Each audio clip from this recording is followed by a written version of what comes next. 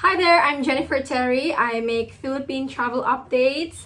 If you want to follow the changes in the travel rules in the Philippines, consider subscribing to this channel because that's what I do. In this video, we'll talk about the IATF Resolution 146-A. It contains the list of green, yellow, red countries. There's also changes on travel in the Philippines, alert systems, so many things. Let's just get into it. So let's go with the most interesting part for you guys, the green list. So we know the green list, if you're fully vaccinated and you bring a negative test result, no more quarantine. That's why a lot of us are hoping that your countries will be included in the green list. So recently there have been talks about putting North America in green list now, pero what's the real score? So based on the recent announcement of Harry Roque, the IATF spokesperson po, these are the list of green countries.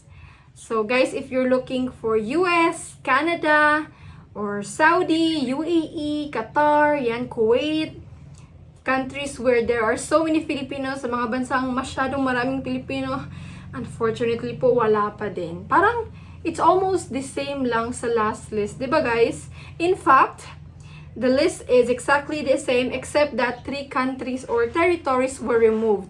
So last time, Cayman Islands, Republic of the Congo, and Gibraltar, I don't know how to say this, Gibraltar, were included on green list, but for this month of November 1 to 14, it's no longer a green country. So for kababayans from Cayman, Congo, and Gibraltar, yellow country na po kayo. So meaning may quarantine po even if fully vaccinated. So going back to the green list guys, same pa din, China, mainland, Hong Kong, Taiwan, New Zealand, Poland. Let's see what else. Yun lang naman, masyadong maraming Pilipino. Yeah. So yun guys, still green countries. You'd still wonder, wow, China mainland is still a green country. Yes, in fact, a reporter asked the IATF, why is China on green list despite reporting hundreds of cases? And despite having lockdowns, Harry Roque said, their lockdowns are only localized lang daw. I don't even know if they're reporting the correct info. Anyways, moving forward. So, red country. Red country is like a banned country po. So, if you're a foreign national, a balikbayan, if you're from a red country, hindi pwede pumasok, not allowed to enter. So, for this month, November 1 until November 15, Latvia.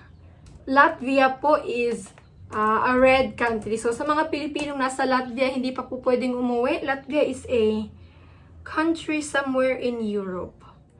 Now, those countries na hindi na-mention, yung US, Canada, Saudi, UAE, Australia, ano pa ba, mga countries in Middle East, yan, yellow country po. Kung hindi green, kung hindi red, yellow.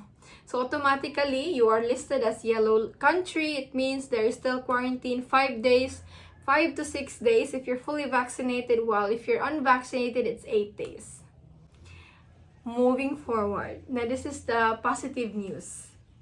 A sub-technical working group is created, headed by the Department of Transportation, to formulate and propose recommendation for special pilot testing and quarantine protocols for travelers, Filipinos and Balikbayans and their families coming from green and yellow list countries, territories, or jurisdictions.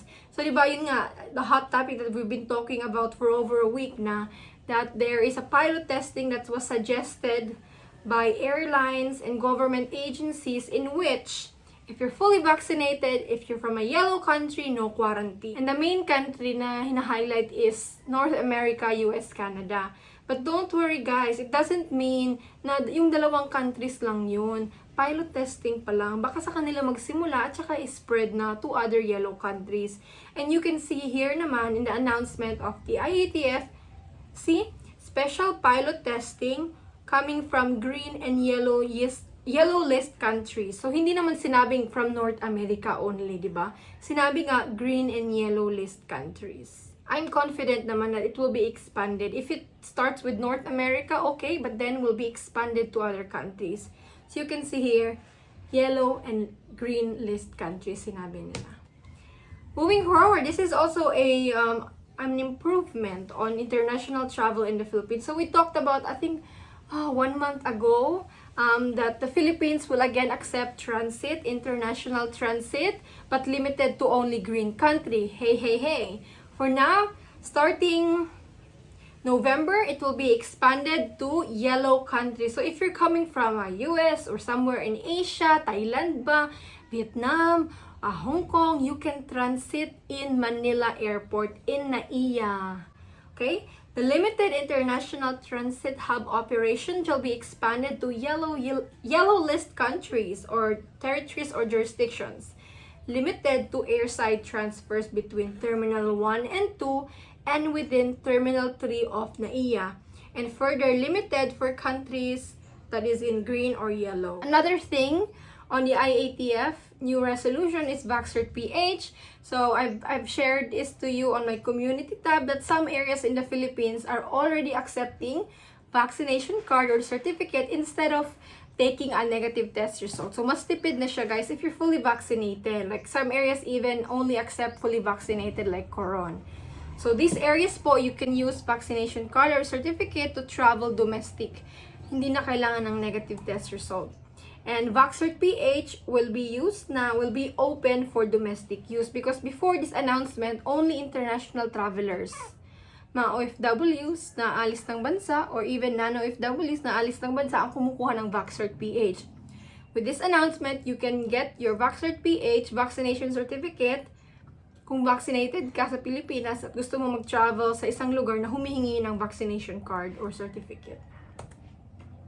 And other things, sa mga abroad, this is very important. You know, yung IELTS, OET exams, TOEFL, yan, recognized as specialty exams. So, meaning they are allowed to have the exams as long as yung area is under alert level system. So, yan, includes indoor certification or qualifying examinations for IELTS, TOEFL, OET, GREI, Institute of Management Accounting, CFA, yan. Society of Actuaries, and other similar examinations. Yes, let our kababayans move forward with their lives. Stop restricting them. So, these exams will be allowed na pwede nang mag-exam as long as under sa alert level system. And speaking of alert level system, ito yung mga lugar. These are the areas under alert level system. So, alert level 4 is the strictest. And then, 3 less than, alert level 1 is the most loose, no? Pinakamaluwag na restrictions. So, yan, Aurora, Bacolod, Negros, and Davao Occidental is on alert level 4, while NCR and other regions in NCR, or in Luzon and Davao region, Davao City and us, Davao del Norte is on level 3. And then level 2, yan, level 2 guys, very maluwag. Look at this, Bohol, Cebu City, yan, Cebu Province, most areas in Davao region as well is alert level 2. Ayun, bakit hindi kami naka-level 2? So, maganda tong level 2, guys. I heard even children na can go out. So, maganda tong level 2. Sana all level 2. But this alert system is effective November 1 until November 14.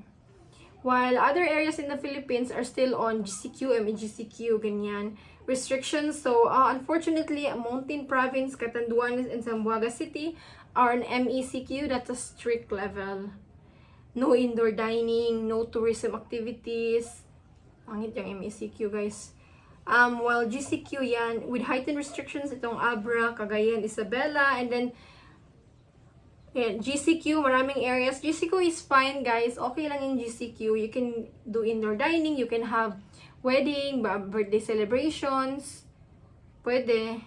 And then MGCQ, okay na okay itong MGCQ. Very maluwag.